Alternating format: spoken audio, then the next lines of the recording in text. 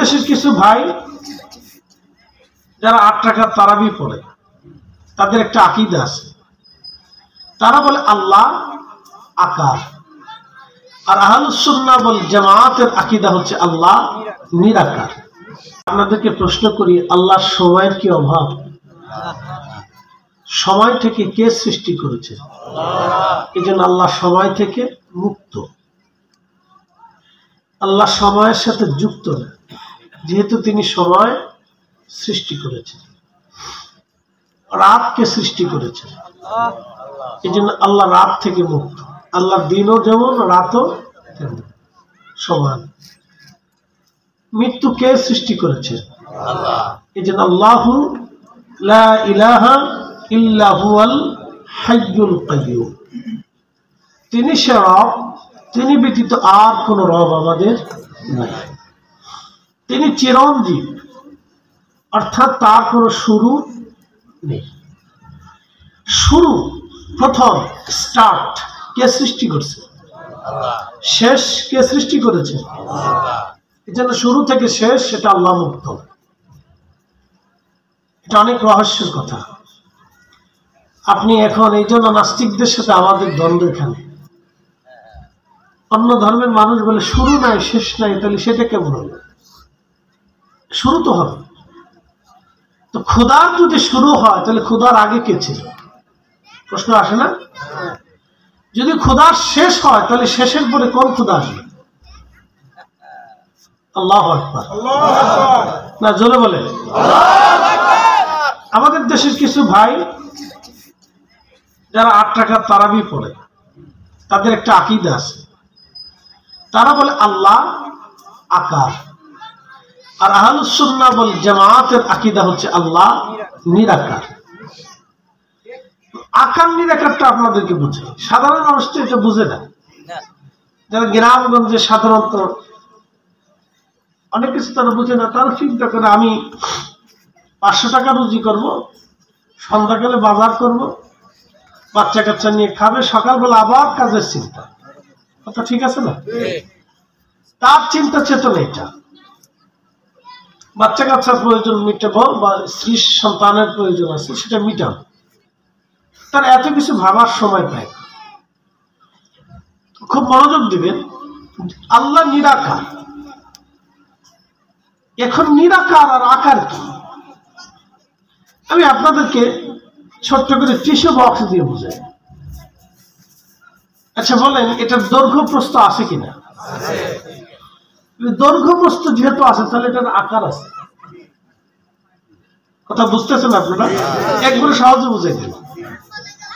যেহেতু দৈর্ঘ্য প্রস্থ আছে তাহলে কি আছে? আকার আছে না? আকার আছে। ব্যাস ব্যাসার্ধ আছে কিনা? তাহলে এটার আকার আছে। জায়গা দখল করে আছে কিনা? তাহলে আকার আছে।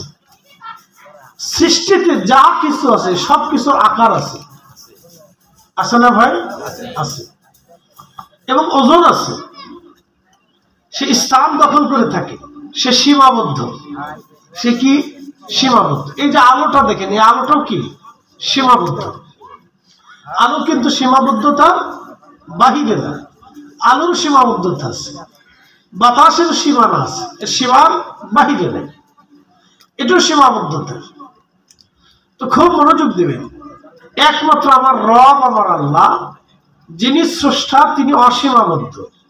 তিনারই আকার নাই, আকৃতি নেই, শুরু নাই, শেষ নাই, ব্যাস নাই, ব্যাসার্ধ নাই, দৈর্ঘ্য নাই, প্রস্থ নাই। এই জন্য তিনি নিরাকার। একসাথে বলবেন আল্লাহু আকবার। এই জন্য তিনি কি? নিরাকার।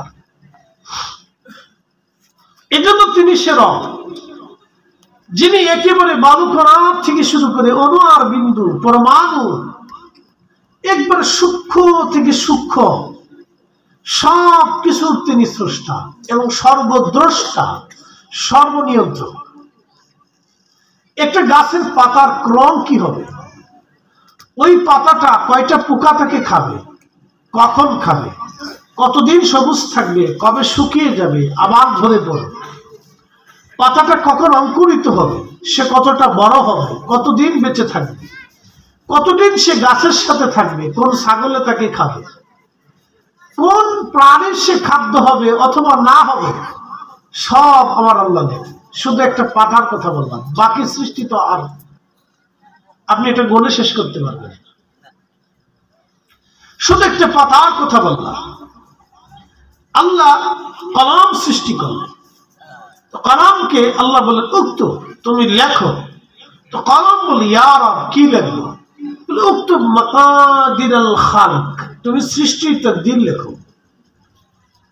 কথা বুঝতে হবে, तमाम সৃষ্টির তাকদীর ইয়া রব্বি, একসাথে বলবেন আল্লাহু আকবার।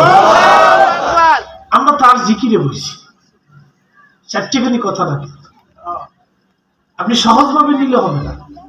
মানুষ নাকি জিকির আল্লাহ আল্লাহ আল্লাহ, কিন্তু খোদা বুঝে যদি কেউ জিকির করে তাহলে তার দিলে রস আসবে, দিল সিক্ত হবে। কথা ঠিক আছে কিনা? মানুষ সেজদা দেয়, কেউ ঝিমিয়ে ঝিমিয়ে সেজদা দেয়। যদি সে আল্লাহ চিনে সেজদা দেয় তখন তার দিল জিন্দা হবে যে আমি এমন একজন মালিকের সামনে দাঁড়িয়েছি, ইয়া রাব্বি, যে এমন একজন মালিকের সামনে আমি দাঁড়িয়েছি যিনি আমাকে নিয়ন্ত্রণ করে। শুধু আমি না, আমি ব্যতীত तमाम সৃষ্টির মধ্যে যা আছে তিনি নিয়ন্ত্রণ করেন।